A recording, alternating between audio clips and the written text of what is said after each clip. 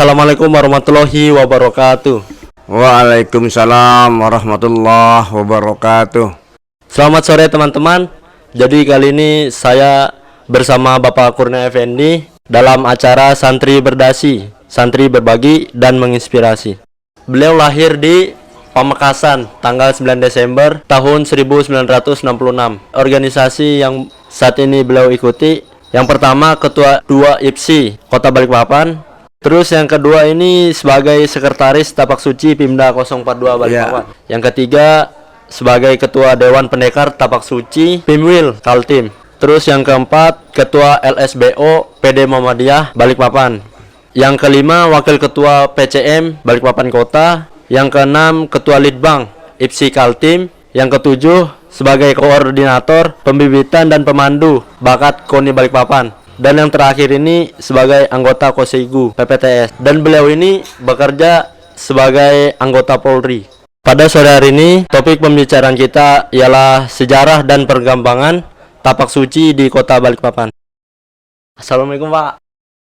Waalaikumsalam. Jadi apa kabar ini Pak? Alhamdulillah, baik. Alhamdulillah.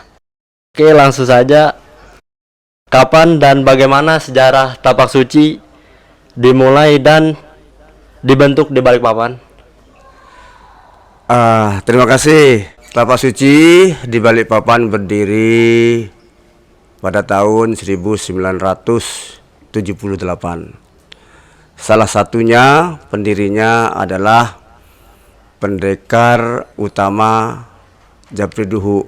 Kalau saya bilangi salah satunya berarti ada beberapa pendiri, tetapi pendiri yang aktif sampai saat ini adalah pendekar utama Haji Muhammad Japri Duhu. Usia beliau sudah sepuh,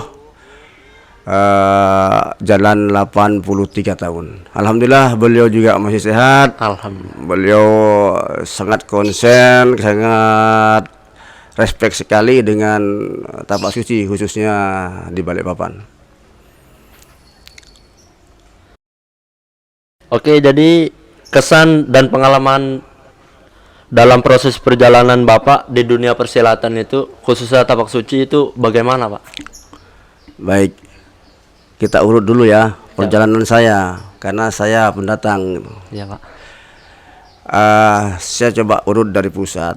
Tapak Suci itu berdiri di pusat itu, mungkin semua orang tahu kalau insan persilatan di Tapak Suci berdiri pada tanggal 31 Juli 1963 atau bertepatan dengan 10 Rabiul Awal 1383 Hijriah. Itu di pusat. Kemudian saya dari mana? Saya Tapak Suci dari Pamekasan, Madura, Jawa Timur kalau lengkapnya. Kalau di sana itu masuk di Pimda 033. Saya ikut pada tahun 1979. Adapun tahun 90 saya hijrah ke Balikpapan. Artinya karena panggilan dinas saya ada di Balikpapan. Kemudian saya bergabung di Tapak Suci Balikpapan. Tapi niat saya satu, saya dimanapun bumi dipijak di situ Tapak Suci harus berdiri. Itu maka dari itu saya dulu selalu bawa baju Tapak Suci. Karena di sini sudah ada Tapak Suci dan berdiri pada tahun 78, nah makanya saya bergabung dengan Pimda 042 Tapak Suci Balikpapan. Mendaftarkan diri melihat karena kami pada waktu punya kartu anggota. Kebetulan pada waktu itu tahun 90 itu saya masih kader media. Saya tunjukkan ke Pak Haji Japri Duhu, ini Pak, saya kader media dari Pamekasan Madura Jawa Timur, berkenan untuk bisa bergabung di Tapak Suci Balikpapan. Dan alhamdulillah sampai saat ini perkembangan Tapak Suci di Kalimantan di Balikpapan ini, di Balikpapan ya cukup pesat ya, alhamdulillah. Banyak juga rekan-rekan kita pendatang yang datang juga ada putra-putra daerah yang membesarkan, ikut sama-sama membesarkan tapak suci. Ya alhamdulillah kalau kita lihat sekarang ya siswanya ya ribuan lah ya, apalagi kalau dari pesantren yang dari Mujahidin itu kan eskul wajib ya, dari pesantren Al Mujahidin itu merupakan kegiatan wajib di tapak suci. Kita tahu semua kalau di Mujahidin ya santrinya lebih dari 1000. Jadi kalau ikut semua ya, makanya kalau kita ujian kayak apa di sini kan mesti ramai terus kalau UKT tiap tahun itu. Saya rasa itu untuk sekedar kesan sementara. Silakan apalagi. Jangan banyak pertanyaan, nanti bingung nanti. Oke, lanjut. Nah. Terus kesan dalam tapak suci. Baik, kalau ditanya kesan tapak suci gak bisa disebut satu-satu. Banyak sekali, sangat banyak. Mulai dari saya ikut apa itu ya. Oh, sangat banyak. Bahkan banyak pertentangan kadang-kadang pada zaman waktu itu kan.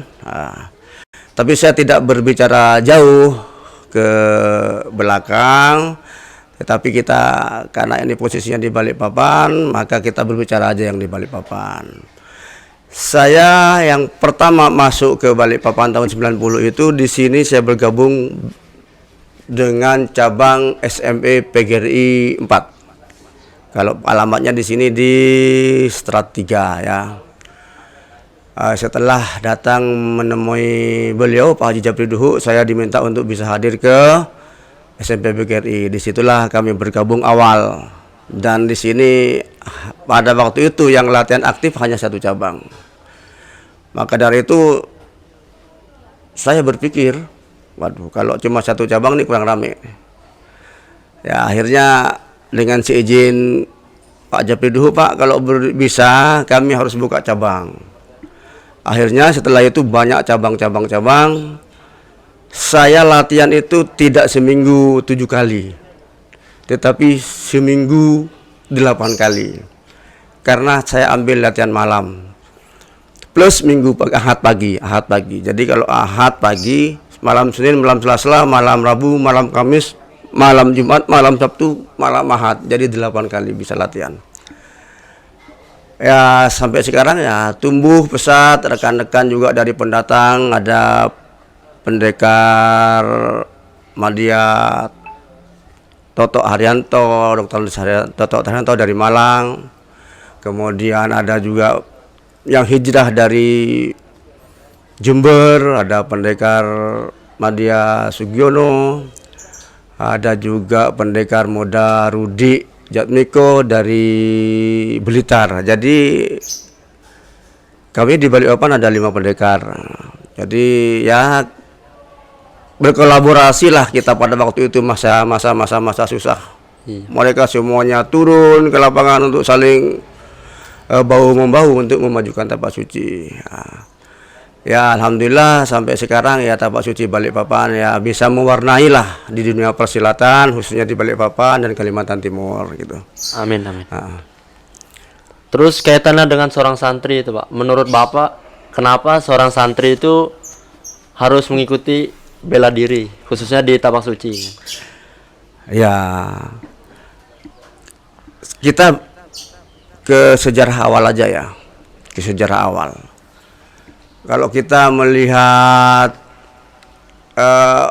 bela diri itu justru sumbernya di pesantren-pesantren awalnya. Ya di pesantren para pendekar-pendekar kita justru para wali kan, dari pesantren-pesantren munculnya gitu.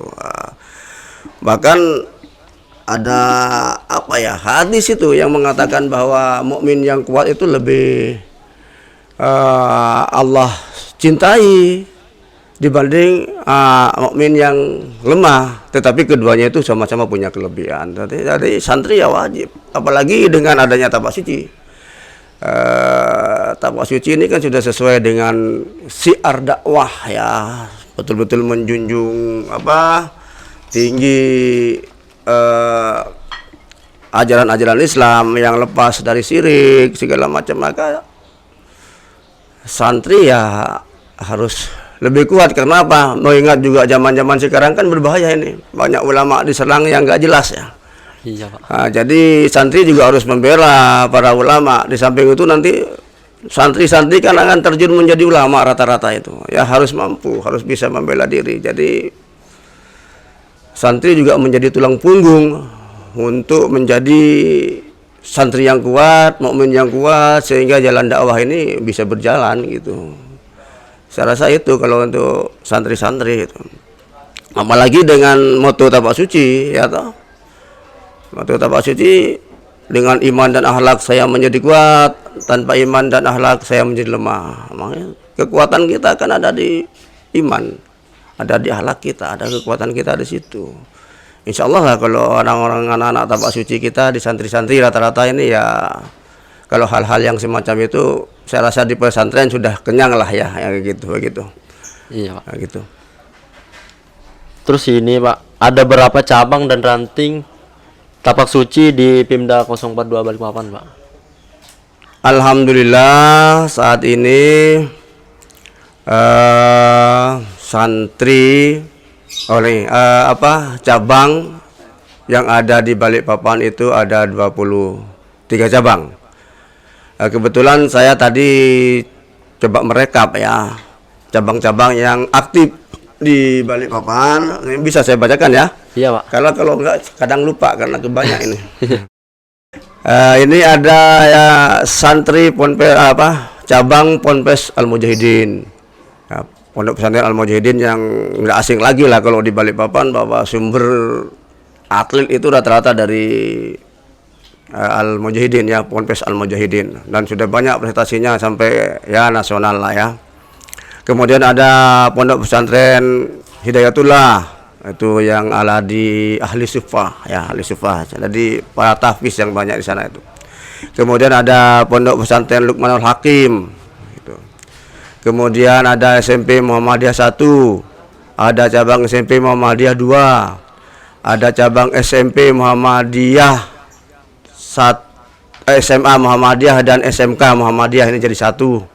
Kemudian di cabang SD Muhammadiyah, kemudian di Pertamina Hulu Mahakam ya, ada di cabang juga Istiqomah, ada SMP Negeri 10, ada SMP Negeri 14, ada SMP Negeri 22, ada juga di Panti Asuhan Al Furqon, ada juga di Masjid Ahmad Dahlan Manggar, ada di SD, SMP, SMA Al Aulia ya, di Komplek Perguruan Al Aulia.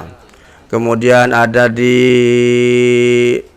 SD Balikpapan Islamic School atau di BIS ya, BIS. Ada di Islamic Global School juga, IGS. Ada di SD atau SMP Al Iman atau di Balikpapan Baru. Kemudian ada Tahfiz Quran Al Ikhwan. Kemudian ada cabang lagi di SMK Negeri 5 Lamaru. Ada juga ekstrakurikuler di 2 TK. Kita ada di TK Abadua dan TK Az-Zahrah. Itu juga ada. Kemudian insya Allah hari Jumat tanggal 9 Oktober ini kita akan buka juga di Pondok Tahfiz ya, di Pondok Tahfiz tempatnya Ustadz Sipi. Nah, itu kalau ini dibuka jadi 24 semuanya nanti. Tapi yang sementara ini aktif 23 cabang di Balikpapan. Dengan siswa ya di atas 1000. Orang di Al Mujahidin aja sudah di atas 1000 ya gitu ya. Kalau mungkin digabung bisa 2000-an yang aktif gitu ya.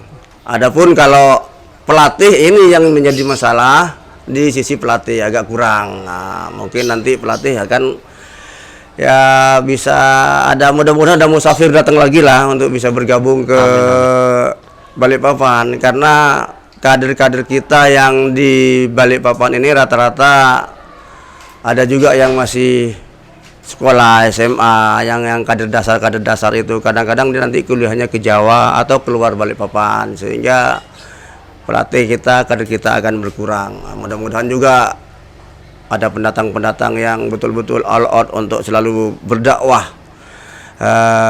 di bela diri, di berdakwah melalui tapak suci. Mudah-mudahan dengan tapak suci kita bisa menjadikan ladang dakwah untuk kita semua. Amin, amin. Nah, kalau pelatih ada berapa jumlahnya pelatih? Ini saya rekom juga, sempat saya rekom tadi kader-kader kita yang aktif.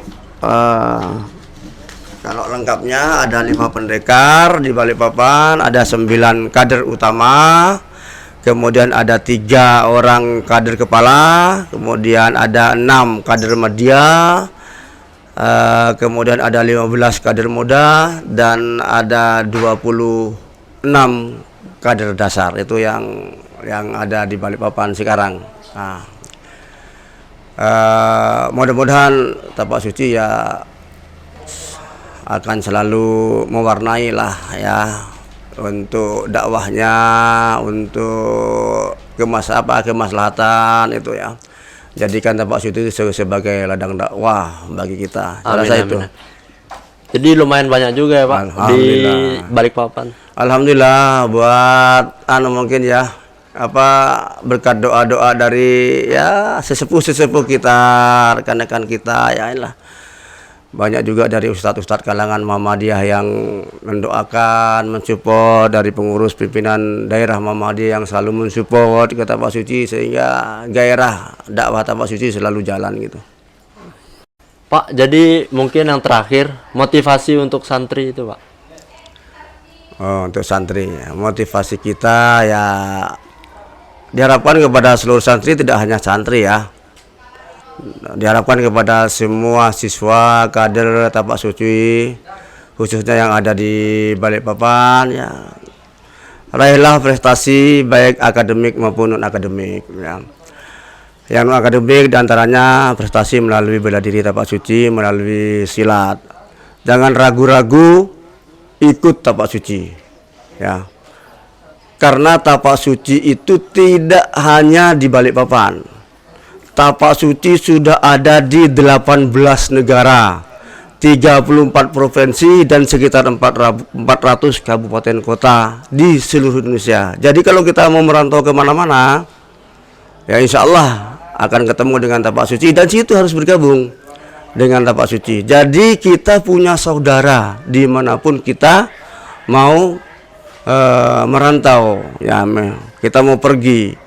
Kita mau pergi ke Jawa apalagi ya, ke Sumatera apalagi, jadi banyak. Mau ke Papua pun sudah ada tapak suci. Jadi kita terasa banyak saudara lah ya. Dan alhamdulillah ikatan anak-anak santri khususnya ya, anak-anak santri yang kuliah tamatan dari Balikpapan ini, kuliah ke Jogja, ke Jawa, ke Surabaya, ke Malang, ikatannya sangat kuat sekali itu ya di sana. Jadi sekali lagi kepada adik-adik kita santri atau siswa tapak suci, jangan ragu-ragu, karena pilihan ikut tapak suci itu adalah pilihan yang tepat. Di situ juga kita bisa mencari ladang dakwah melalui tapak suci, karena tapak suci tujuan salah satunya didirikan adalah dakwah melalui seni dan budaya, khususnya bela diri tapak suci. Terima kasih yang sebesar-besarnya kepada Bapak atas waktu dan kesempatannya. Semoga pengalaman, pengetahuan bisa bermanfaat dan menjadi motivasi kepada kita semua. Amin, amin. Amin, amin, amin ya rabbal alamin. Oke, mungkin itu aja. Tapak suci jaya. Syukron. Assalamualaikum warahmatullahi wabarakatuh. Waalaikumsalam warahmatullahi wabarakatuh.